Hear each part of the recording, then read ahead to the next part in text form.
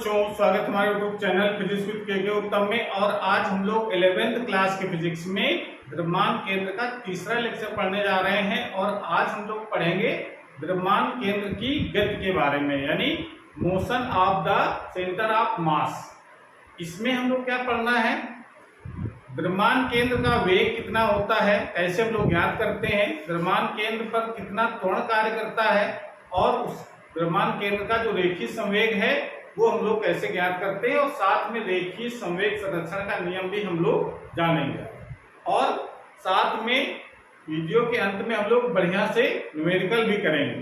तो शुरू करते हैं। सबसे पहले यदि तो आप लगाएंगे द्रव्यमान केंद्र की गति, और इसमें हम लोग को ज्ञात करना है द्रव्यमान केंद्र का वेग कितना होता है। सबसे पहले हम ज्ञात करेंगे, उसके बाद हम ज्ञात करेंगे उस पर कितना त्वरण कितना कार्य करता है।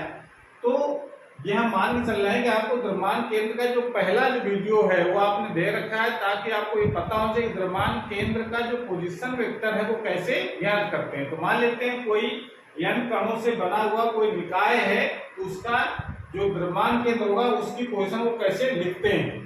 ठीक है, तो n कणों से बने निकाय के द्रव्यमान केंद्र की स्थित सदिश कितना होगा, यानी पोजीशन वेक्टर कितना होगा स्थित सदिश। तो फार्मूला हमको पता है, RCM इक्वल टू होता है M1R1 plus M2R2 plus and so on बोलते चले जाएंगे। जितने भी पार्टिकल्स हैं उन सब Mn लास्ट वाला जो पार्टिकल्स है उसका मास और उसका पोजीशन वेक्टर कितना है Rn बटे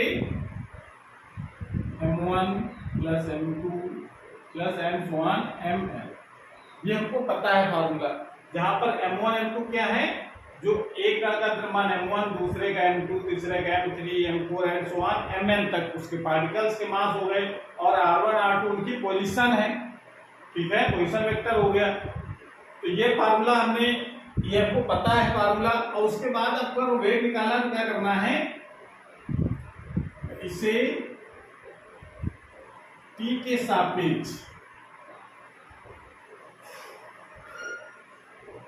सापेक्ष अवकलन करने,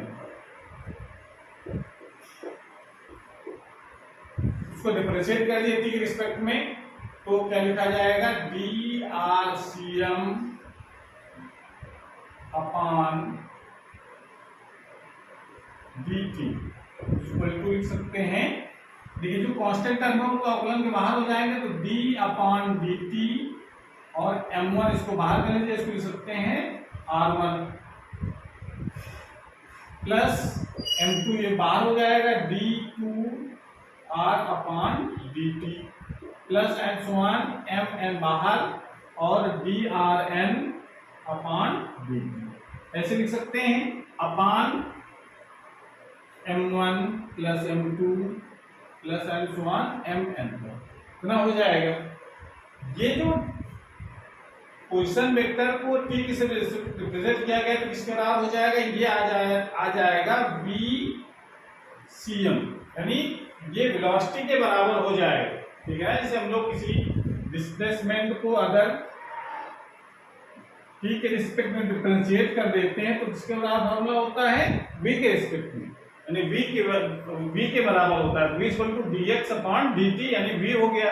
अब x क्या है, उसका पोजीशन है, यहाँ पर रिप्रेजेंट कर रहे हैं हम लोग r से, तो इसका मतलब ये RCM ये पोजीशन वेक्टर है, उसका v के साथ रिस्पेक्ट में रिप्रेजेंट किया गया, तो इसके बराबर हो जाएगा v के बराबर हो जाता है। ठीक है, तो इसको लिख सकते हैं v, यानी वेग हो गया, और ये हो जाएगा, इसका वेग हो जाएगा द्रव्यमान केंद्र का वेग, और ये जो dR1 अपॉन dt है ये उस कण का वेग होगा जिस कण का द्रव्यमान है M1। तो M1 V1 plus M2 V2, ये V2 हो जाएगा, plus and so on Mn, यहाँ पर Mn और Vn upon m1 plus m2 plus and so on m। ये आ गया। ये जो फार्मूला निकल करके आया है इसको हम लोग कहते हैं द्रव्यमान केंद्र का वेग। वेग के ऊपर आप तीर लगा दें तो वेक्टर रिप्रेजेंट करता है। तो जहां पर VCM है, क्या कहलाता है VCM? द्रव्यमान केंद्र का वेग। ऐसे हम लोग वेग निकाल लेंगे। ठीक है, तो ये तो हो गया अगर द्रव्यमान, अगर निकाय, अगर ये जो पार्टिकल्स हैं अगर उनके वेग पता है कि ये v1 v2 v3 वेग से गति कर रहे हैं तो बताओ द्रव्यमान केंद्र का वेग कितना हो गया। द्रव्यमान केंद्र किस वेग से गति करेगा, तो ये वाला फार्मूला आपको याद रखना है। क्लियर हो गया? तो ये द्रव्यमान केंद्र का वेग का फार्मूला निकालिए हम लोगों ने। जब वेग अगर है तो उस पर त्वरण अगर कार्य कर रहा है तो कितना होगा, कैसे कार्य करेंगे, तो इसको नोट कर लीजिए यहां तक। पहले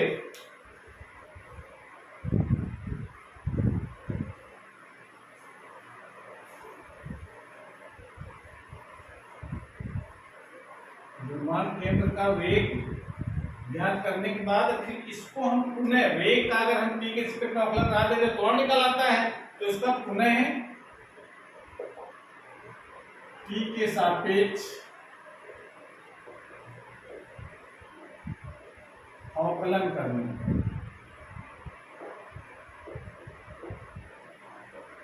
उसका अवकलन करेंगे dVCM upon dt equal to, यहाँ पर m1 कांस्टेंट बाहर, dV1 upon dt plus m2 dV2 upon dt plus and so on mn dVn upon dt upon m1 plus m2 plus and so on mn तक इसमें add कर देंगे। ठीक है, अब ये किस तरह हो जाएगा, द्रव्यमान केंद्र पर कार्य करने वाला त्वरण हो गया। इसको हम लोग ACM से लिख दें इक्वल टू, लगा दें सदिश राशि है,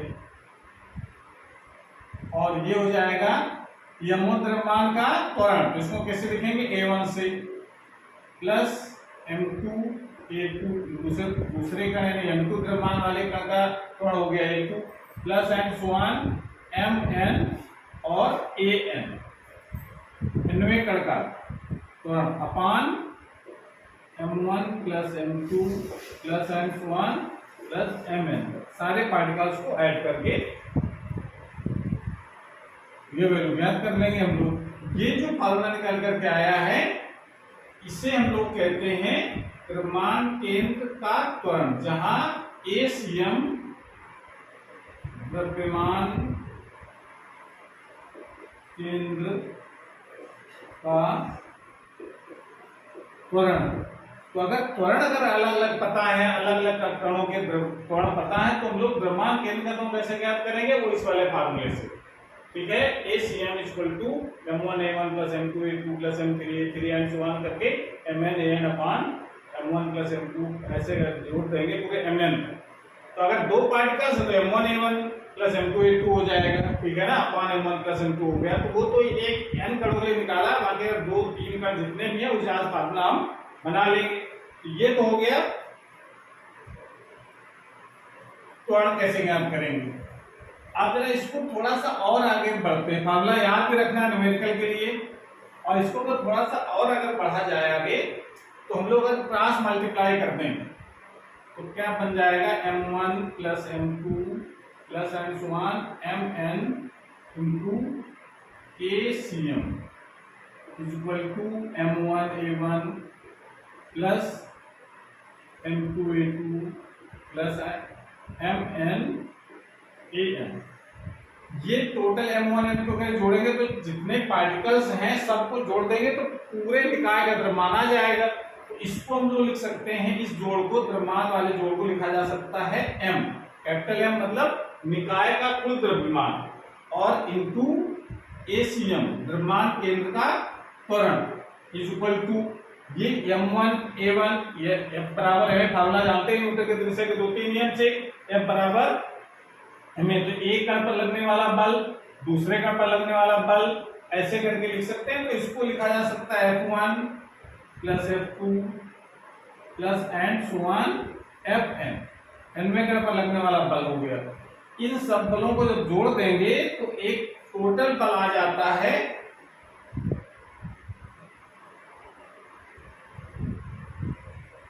M into ACM equal to लिखा जा सकता है F टोटल एक्सटर्नल फोर्स कितना वर्क कर रहा है, ये जोड़ के बराबर हो जाएगा। F1 F2 कितना है, अगर त्वरण कार्य कर रहा है इसका मतलब सब फोर्स लगा है, और फोर्स अगर लगा है तो उन टोटल जितने भी बल लगे हैं उन सबका जोड़ हो गया, टोटल एक्सटर्नल फोर्स कितना हो गया, ठीक है ना, वो है F। ऊपर तीर लगा सकते हैं इसमें कि ये फार्मूला निकल करके आ गया। तो अभी तक जो हम लोग न्यूटन का जो नियम यूज कर रहे थे F बराबर ma वाले फार्मूला, उसमें हम लोग सीधे सीधे बराबर में लिखते थे। एक्चुअल में होता क्या है, ए जो होता है वो किसी भी कण के या किसी भी निकाय का, किसी भी वस्तु के द्रव्यमान केंद्र का त्वरण होता है। तो जो द्रव्यमान केंद्र का त्वरण जब हम मल्टीप्लाई करा देते हैं उसके मास से, तो उस पर लगने वाला जो बल है, एक्सटर्नल फोर्स कितना लग रहा है, वो निकल करके आ जाता है। तो अगर कहीं एक्सटर्नल फोर्स निकालना हो तो सीधे हम अलग अलग पार्टिकल्स पर लगने वाला बल निकालने के बजाय अगर द्रव्यमान केंद्र का त्वरण पता चल जाए और उसका मास कितना मल्टीप्लाई कर दें तो उस पर लगने वाला फोर्स का मान निकल आता है। इस तरीके से ये वाला फार्मूला भी आपको याद रखना है। ये तो बात हो गई हमारे द्रव्यमान केंद्र के वेग और त्वरण उस पर लगने वाला बल का फार्मूला हो गया। इसको याद भी रखना है, बहुत आसान है, इतना कर लेंगे आप, इसको नोट कर लीजिए। उसके बाद फिर हम लोग बात करते हैं द्रव्यमान केंद्र के संवेग।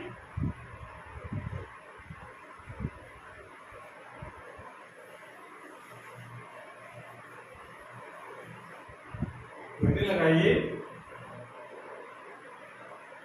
द्रव्यमान केंद्र का रेखीय संवेग, रेखीय मतलब अभी सरल रेखा में गति हो रही, उसके लिए अभी एंगुलर मोशन जब आएगा तो वहां पर एंगुलर मोमेंटम भी आता है, कोणीय संवेग।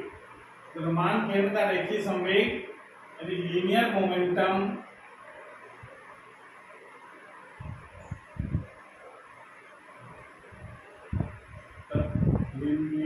of the center of mass, इसके बारे में हम लोग जानते हैं।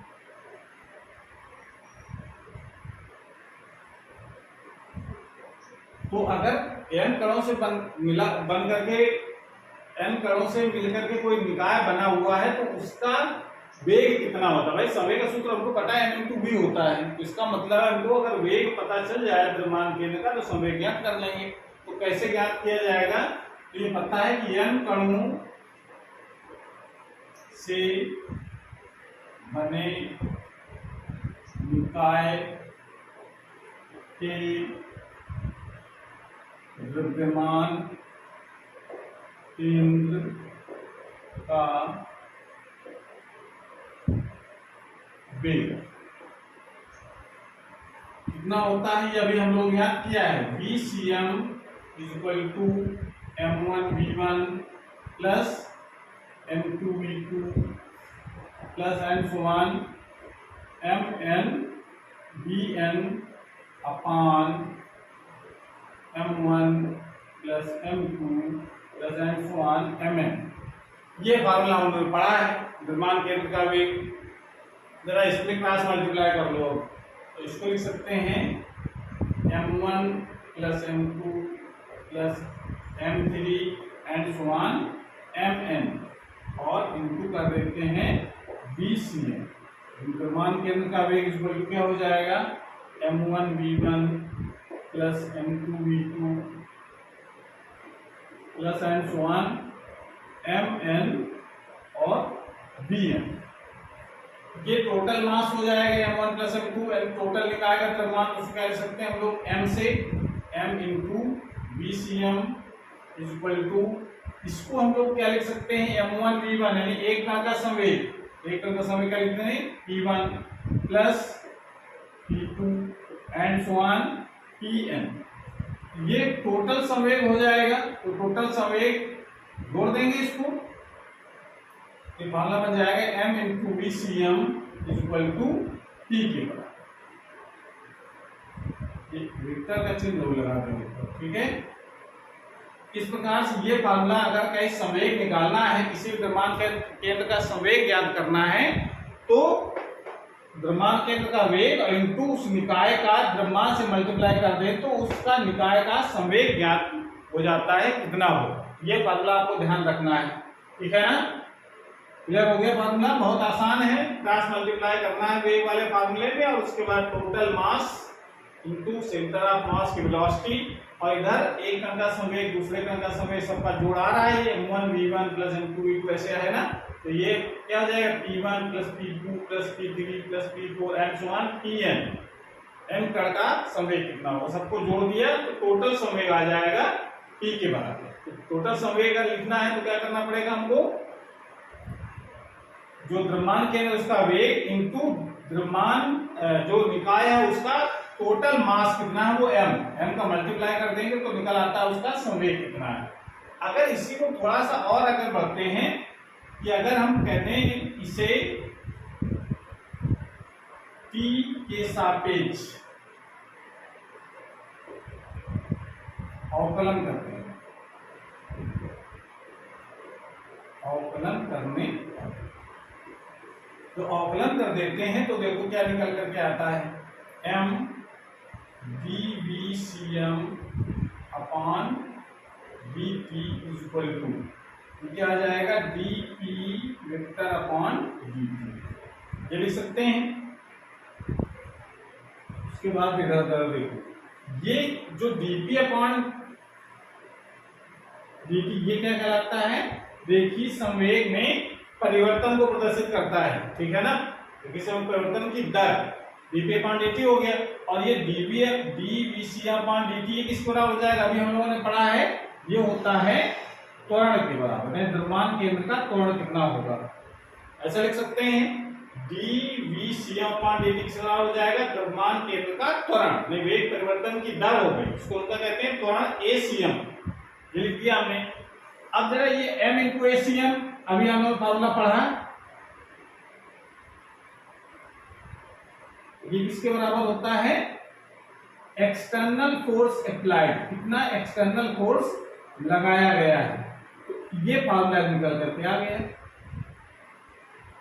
यानी ये संवेग, ये तो संवेग निकालना है तो ये P equal to m into VCM करना है।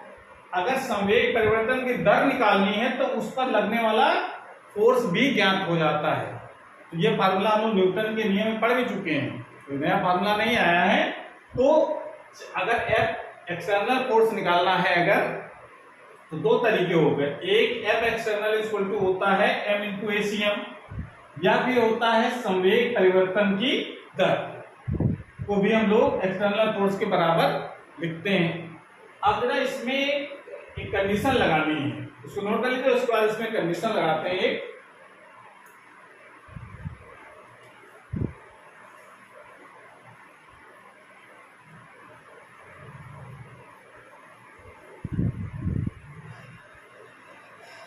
इसमें हम एक कंडीशन लगाते हैं,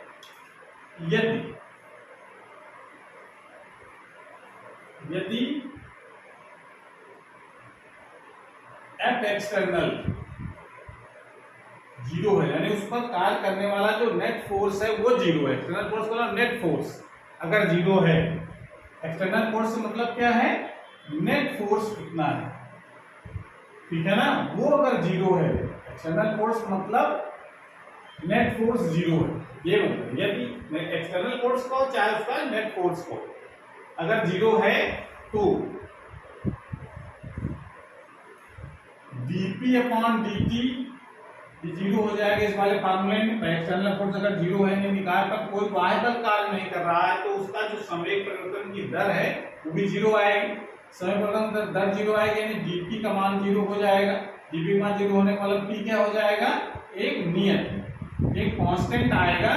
इससे क्या निष्कर्ष निकलता है, यदि किसी निकाय पर कोई बाह्य बल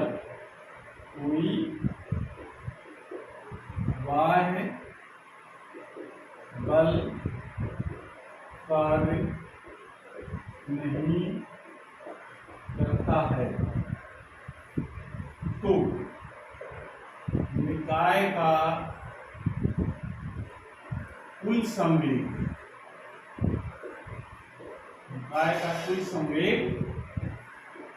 नियत होता है। ये स्टेटमेंट यहां से लिख सकते हैं हम लोग कि अगर एक्सटर्नल फोर्स अगर 0 है तो उसका जो संवेग है वो नियत होगा, वो चेंज नहीं होगा। कणों के P1, P2, P3 ये तो अलग अलग पार्टिकल्स के संवेग तो चेंज हो सकते हैं, एक का संवेग बढ़ता है दूसरे घटेगा, लेकिन नेट जो चेंज आएगा वो हमेशा नियत रहेगा, उसमें कोई चेंज नहीं हो पाएगा। जितना पहले था उतना बाद में रहेगा। तो P हमेशा नियत रहेगा, लेकिन शर्त है कब नियत रहेगा, जब एक्सटर्नल फोर्स यानी नेट फोर्स 0 हो तब। इसे इस स्टेटमेंट को हम लोग कहते हैं, इसे रेखीय संवेग संरक्षण का नियम कहते हैं, या रेखीय संवेग संरक्षण का सिद्धांत कहते हैं, का सिद्धांत कहते, नियम या सिद्धांत कुछ भी लिख सकते हैं। इसे रेखीय संवेग संरक्षण का सिद्धांत, तो रेखीय संवेग संरक्षण सिद्धांत अगर लिखने के लिए आता है तो आपको ये स्टेटमेंट लिख देना है, यदि किसी निकाय पर कोई बाह्य बल कार्य नहीं करता है तो निकाय का कुल संवेग नियत होता है। ठीक है ना, तो ये आपको स्टेटमेंट ध्यान रखना है रेखीय संवेग संरक्षण के लिए। ठीक है ना, कोई संवेग संरक्षण के बाद हम लोग पढ़ेंगे जब कोणीय गति के बारे में पढ़ा जाए, गुणन गति के बारे में जब पढ़ेंगे तब। तो इतनी बात आपको इसमें ध्यान रखनी है। और साथ में जरा एक चीज और इसको नोट कर लीजिए पहले यहाँ तक, उसके बाद कुछ चीजें और आपको बतानी है, उसके बाद फिर हम लोग करेंगे आगे प्रश्न। नोट कर लीजिए इसको।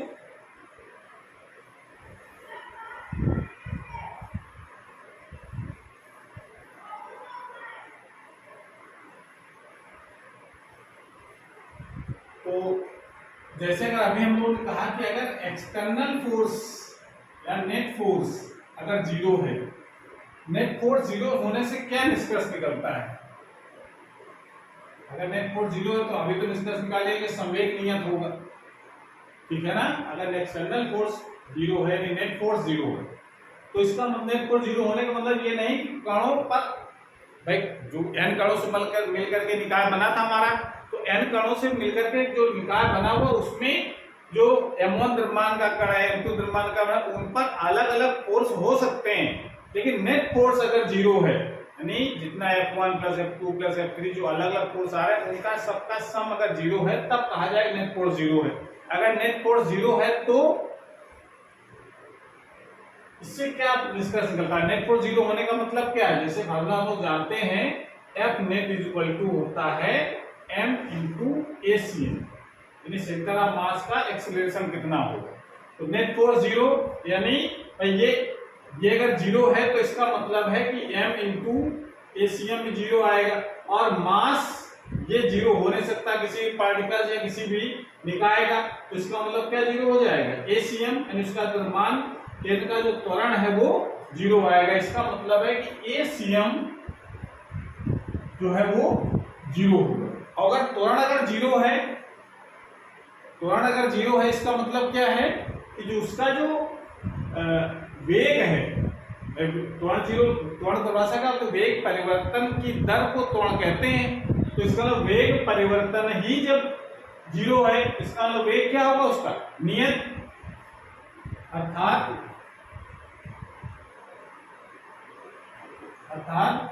जो वेग है द्रव्यमान केंद्र का वो क्या होगा? नियत होगा। इंडिविजुअली जो वेग है पार्टिकल से, m1 द्रव्यमान का वेग, m2 द्रव्यमान का वेग, m3 द्रव्यमान का वेग, जितने भी पार्टिकल्स से मिलकर के हमारा निकाय बना हुआ उनके इंडिविजुअली जो वेग है वो चेंज हो सकते हैं, किसी का बढ़ेगा किसी का घटेगा, लेकिन उनका जो टोटल जो वेव होगा यानी सेंटर ऑफ मास का जो वेव होगा वो हमेशा नियत होगा। लेकिन नियत कब होगा ये ध्यान रखना है, जो उस पर नेट फोर्स 0, और अगर सेंटर ऑफ मास का वेग नियत है तो इसका मतलब है कि उसका जो संवेग है वो भी नियत, वेग नहीं बदलेगा तो संवेग भी नहीं बदलेगा। तो संवेग इंडिविजुअली पार्टिकल्स के चेंज हो सकते हैं, अलग अलग कणों के जो n कणों से मिलकर के जो निकाय बना हुआ है उसके अलग अलग कणों के वेग चेंज हो सकते हैं, लेकिन जो नेट जो वेग होगा वो नियत होगा और उनके संवेग भी नियत होंगे। लेकिन अलग अलग पार्टिकल के संवेग भी चेंज हो सकते हैं, ये हम नहीं कह रहे हैं कि वो हमेशा नियत होंगे, उनके अलग अलग संवेग होंगे वो चेंज होंगे, लेकिन जो नेट जो संवेग होगा सेंटर ऑफ मास का जो संवेग होगा वो नियत होगा। लेकिन तीनों की कंडीशन है, एक त्वरण शून्य कब होगा जब नेट फोर्स 0 होगा, सेंटर ऑफ मास का वेग नियत होगा जब नेट फोर्स 0 होगा, P यानी संवेग नियत होगा जब नेट फोर्स 0 होगा। तब अगर नेट फोर्स काम कर रहा है, और नेट फोर्स कौन सा, एक्सटर्नल फोर्स, इंटरनल फोर्स तो हो सकते हैं आपस में, इंटरनल फोर्स हो सकते हैं, लेकिन जो एक्सटर्नल फोर्स है वो 0 अगर है तो ये कंडीशन लागू होगी। ठीक है ना, ये बात आपको ध्यान रखनी है। अब बात करते हैं हम लोग न्यूमेरिकल्स, तो इसको नोट कर लीजिए और उसको याद भी रखना है, और जरा इसके आगे प्रश्नों को किया जाए। तो क्वेश्चन हमारा है पहला कि 10 किलोग्राम तक 2 किलोग्राम द्रव्यमान के कणों के वेग क्रमशः 2i cap minus 7j cap plus 3k cap metre पर सेकेंड तथा minus 10i cap plus 35j cap plus 3k cap है मीटर पर सेकेंड है। निकाय के द्रव्यमान केंद्र का वेग तथा निकाय का संवेग ज्ञात कीजिए, ये प्रश्न कह रहा है। तो इसको हम लोग कैसे करें, बहुत आसान क्वेश्चन है, आप लोग ट्राई कर सकते हैं। तो इसमें m1 का मान देखो दे रखा है 10 किलोग्राम, और m2 का जो मान है वो दे रखा है 2 किलोग्राम, और उनके वेग भी दे रखे हैं। यानी v1 का जो मान है वो है 2i cap minus 7j cap plus 3k cap, और v2 का मान भी दे रखा है, v2 का मान है minus i cap minus 10i cap plus 35j cap plus 3k cap. तो कह रहा है कि वेग बताओ सेंटर ऑफ मास का कितना होगा ये पूछ रहा है, और संवेग बताओ कितना होगा निकाय, निकाय का संवेग, दो चीजें पूछ रहा है। तो बहुत आसान है, VCM इक्वल टू को पता है formula, m1 v1 plus m2 v2 plus, अभी दो कणों से मिलकर के बना है तो बस v2 तक ही रहेगा अपॉन m1 प्लस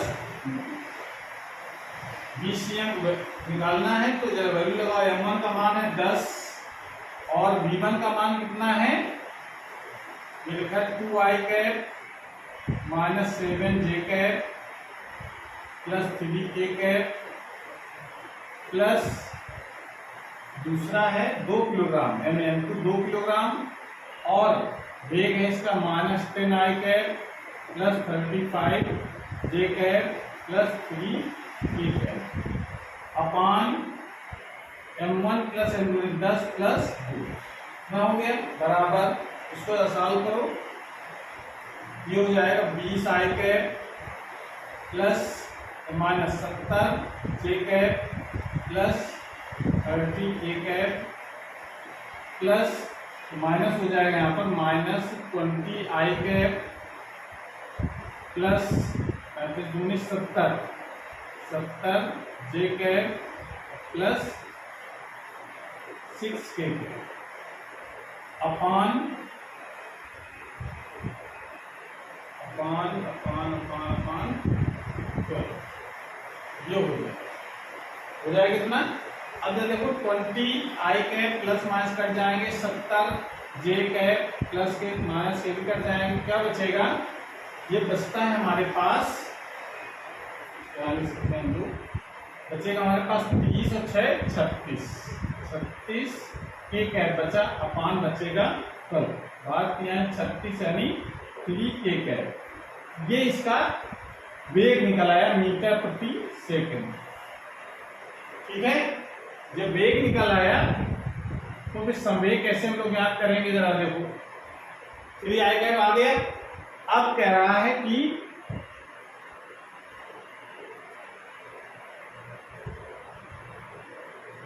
संवेग बताओ कितना। संवेग फार्मूला आपको पता है m इंटू VCM, ये फार्मूला हमने लोग निकाला है।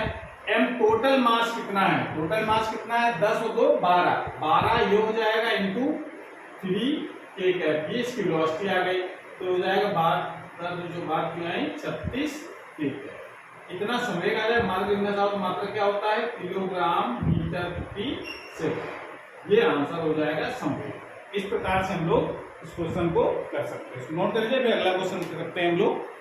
अगला क्वेश्चन हमारा है दो गुटके जिनके द्रव्यमान 10 किलोग्राम तथा 4 किलोग्राम है, एक नगण्य द्रव्यमान की स्प्रिंग से जुड़े हैं तथा एक घर्षण रहित क्षैतिज तल पर रखे हुए हैं। एक आवेग भारी गुटके को 14 मीटर प्रति सेकंड का वेग हल्के गुटके की ओर देता है। इस निकाय के द्रव्यमान केंद्र का वेग ज्ञात कीजिए। क्वेश्चन समझ में आ गया। क्वेश्चन का मतलब देखो फिर समझ लो, इसको जब सॉल्व करेंगे इसका मतलब है कि एक गुटका भारी है जो है 10 किलोग्राम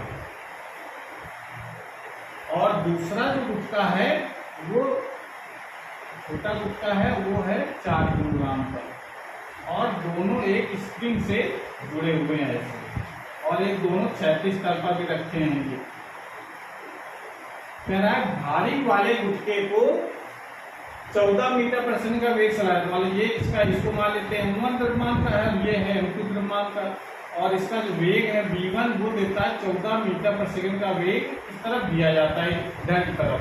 स्प्रिंग लगे होने के कारण ये इस पर इसका प्रभाव नहीं जाता है और ये है v2, ये इसका वेग 0 रहेगा, यानी v1 का मान 14 मीटर प्रति सेकंड, v2 का मान 0।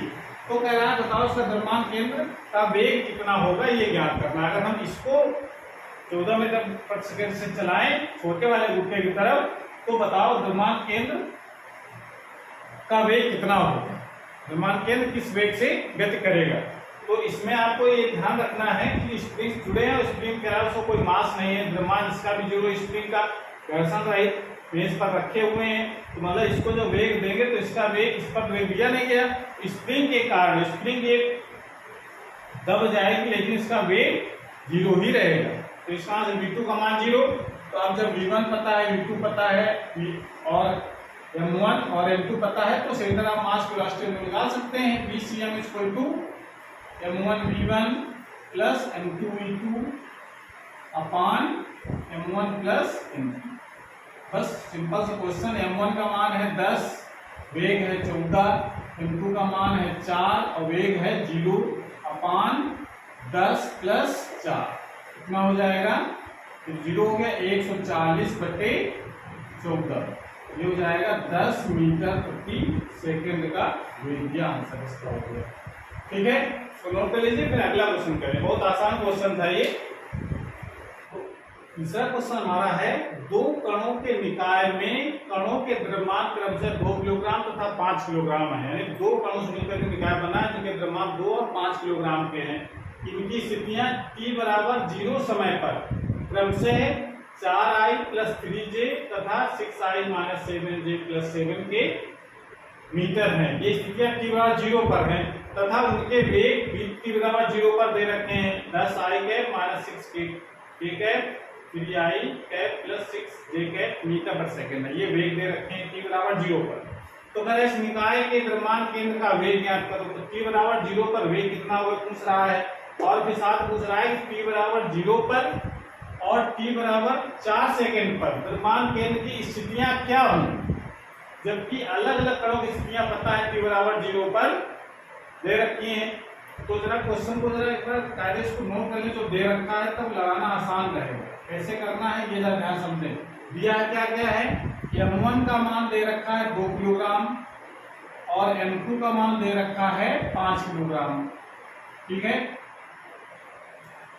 ये तो m1 दे रखे, साथ में दे रखा है t बराबर 0 पर ये स्थितियां भी दे रखी हैं, यानी r1 r2 भी दे रखे हैं। r1 का मान दे रखा है 4i cap plus 3j cap और r2 का मान दे रखा है 6 6i cap minus 7j cap plus 7j cap plus 7k cap ये दे रखा है।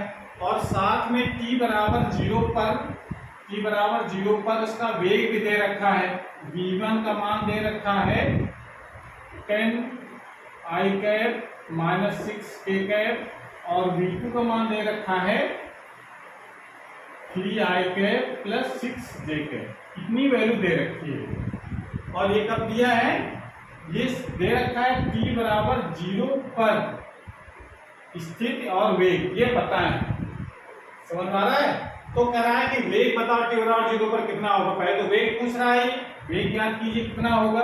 तो ये तो ज्ञात करना बहुत आसान है। VCM निकालना है, यानी m1 v1 plus m2 v2 अपान m1 प्लस ये वैल्यू इसमें रख दो, जरा इसमें वैल्यू रखो। m1 का मान है 2 किलोग्राम, v1 कितना है 10i cap minus 6k cap दे रखा है, प्लस m2 का मान है 5 किलोग्राम और v2 दे रखा है 3i cap plus 6j cap इतना दे रखा है। ओके, अपान m1 प्लस m2 यानी 2 प्लस 5 ना हो जाएगा। इसको जरा सॉल्व कर लो तो ये हो जाएगा 20i यहाँ पर आ जाएंगे और 15 यहाँ से आएंगे, 5 के आए 15 20 15 35 i कैप और j हमारे पास है यहाँ पर तो 6 पंचे 30 प्लस का आ जाएगा 30 j कैप और k कैप आ जाएगा माइनस के सदुनी 12 k कैप अपान 7। ये तो इसका आंसर, एक आंसर तो आ गया इसका, यानी इसको सिंपली लिख सकते हैं 1/7 और ये आ रहा है 35 i cap plus 30 j cap minus 12। Okay, तो ये कितने मीटर पर सेकंड ये द्रव्यमान केंद्र का वेग हो जाएगा। द्रव्यमान केंद्र पहला वाले पार्ट का आंसर तो हो गया, तो नोट कर लो जरा। उसके बाद फिर कह रहा है t बराबर 0 पर और t बराबर 4 सेकंड में द्रव्यमान की स्थिति बतानी है। तो t बराबर 0 पर जब स्थिति पता है कणों की तो हम उसका पोजीशन निकाल सकते हैं द्रव्यमान केंद्र की क्या होगी। इसको नोट कर लो, फिर पोजीशन निकालते हैं। और ये आंसर आपको ध्यान रखना है, VCM तो निकाला हम लोगों ने है, तो निकला है 1/7 35 i cap plus 30 j cap और माइनस 12 k कैप। ये आंसर VCM का आ गया, इसको याद रखेंगे, आगे जरूरत है। और अब बात करेंगे हम लोग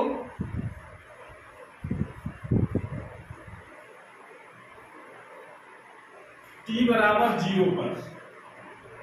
t बराबर 0 पर RCM कितना होगा, सेंटर ऑफ मास का पोजीशन क्या होगा। तो m1r1 प्लस m2r2 अपान m1 प्लस। अब इसमें m1 ये दे रखा है, m1 2 किलोग्राम और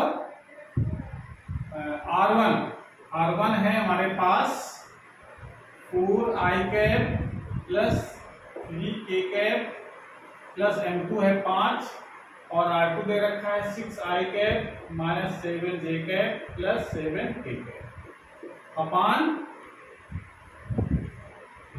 m1 प्लस m2 यानी 7 हो जाएगा, 5 2 7।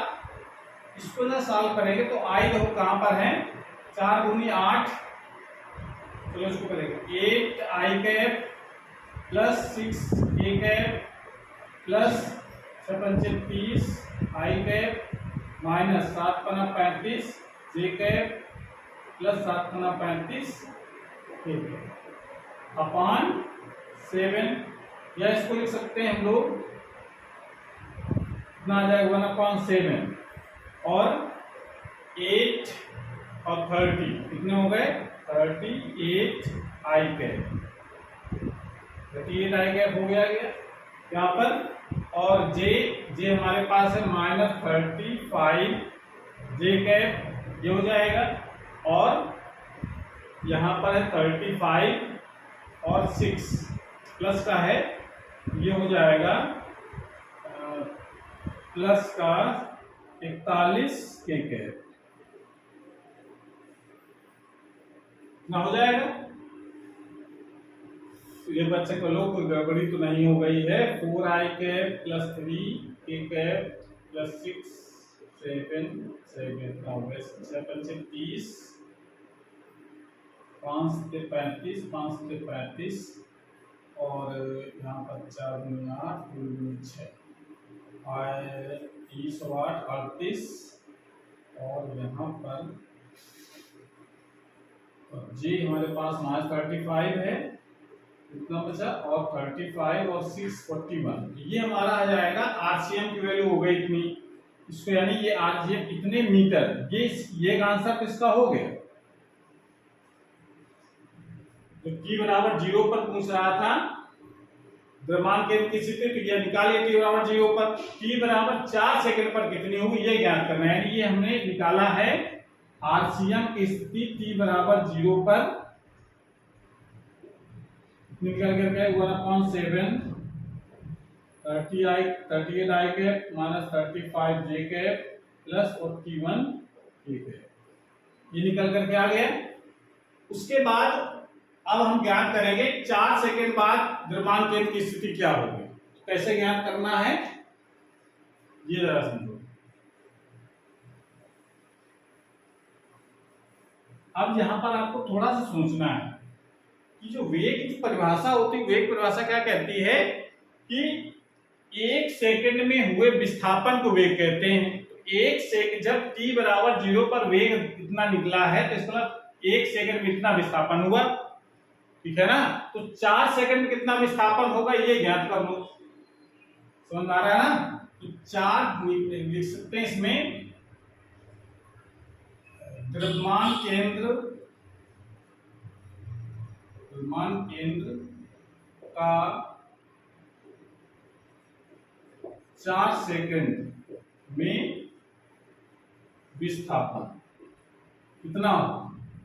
तो 1 सेकंड में विस्थापन है इतना, यानी 1 सेकंड में विस्थापन इतना, तो 4 सेकंड में कितना होगा 4 इंटू 20 0 t बराबर 0 पर इतना इसका वेग है, नहीं 1 सेकंड में इतना विस्थापन है। जब कैलकुलेशन स्टार्ट 0 मतलब जब गणना स्टार्ट की तब उसका वेग इतना है, तो 1 सेकंड में इतना विस्थापन होगा। तो 4 सेकंड में कितना होगा 4 इंटू 20 cm। अब यहाँ पर जरा 4/7 ये जरा वैल्यू लगानी cm की, तो ये वैल्यू हो जाएगी 35i cap plus 30j cap minus 12 k cap ना हो जाएगा। ये हमारा द्रव्यमान केंद्र का 4 सेकंड विस्थापन हो गया। तो 4 सेकंड t बराबर 4 सेकंड में द्रव्यमान केंद्र की स्थिति इतनी हो जाएगी, वो जाएगा। तो वो हम मान लेते हैं द्रव्यमान केंद्र की स्थिति हो जाती है हमारी, इसको अगर हम विस्थापन मान लेते हैं हमारा हो जाता है r1, तो द्रव्यमान की स्थिति क्या हो जाएगी r2, और r2 बराबर, अब जरा देखो पहले इसकी स्थिति कितनी बराबर 0 पर स्थिति कितनी थी, आरसीएम निकाला हम लोगों ने 1/7 38i cap minus 35j cap plus 41 k cap, इतनी स्थिति पहले थी। 4 सेकंड विस्थापन हो गया इतना, यानी r1 के बराबर, इसकी वैल्यू हम लोग निकाली इतनी। तो कुल विस्थापन कितना हो जाएगा, दोनों को जोड़ देंगे तो 4 सेकंड में कण का द्रव्यमान की स्थिति क्या हो जाएगी आरसीएम, जितना था पहले जिस पोजीशन में था उसमें जितना विस्थापन हो गया, यानी r1 वेक्टर और उसमें जोड़ दो। तो जरा इसमें वैल्यू सॉल्व करना है, इसको नोट कर लो, उसके बाद फिर इसको जोड़ते हैं। ओके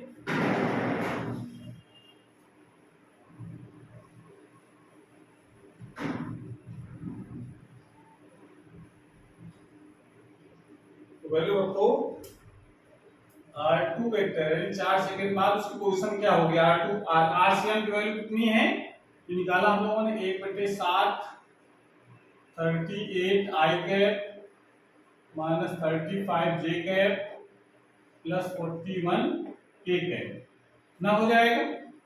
और प्लस R1 वेक्टर हम लोग निकाला है ये 4/7 35 आई कैप प्लस 30 जे कैप माइनस 12 के कैप। इसको जरा सॉल्व करो तो 1/7 तो बाहर कॉमन ले लो, अंदर बचेगा यहाँ पर 38 आई कैप माइनस 35 जे कैप प्लस 41 के कैप प्लस इसमें मल्टीप्लाई करा दो 4 पंचे 20 4 3 12 और 2 14 पंचे 20 0 4 3 12 2 14 आई कैप प्लस 4 3 12 यानी 120 हो गए 120 जे कैप प्लस माइनस 5 चौक 48 ठीक है। ये हो जाएगा 1/7 आई कैप कितने बचेंगे 140 और 38 कितने हो गए 178 8 4 3 7 78 आई कैप और जे हमारे पास हैं 20 15 85 बचेंगे यहाँ पर प्लस 55 जे कैप ठीक है। और यहाँ पर बच जाएंगे -7 के कैप इतना बच जाएगा। ओके इसको नोट कर लीजिए। ये आंसर हो जाएगा। 4 सेकंड बाद इसकी जो पोजीशन होगी द्रव्यमान केंद्र की वो इतने मीटर पर होगी। ये आंसर इसको नोट कर लो। नोट कर लिया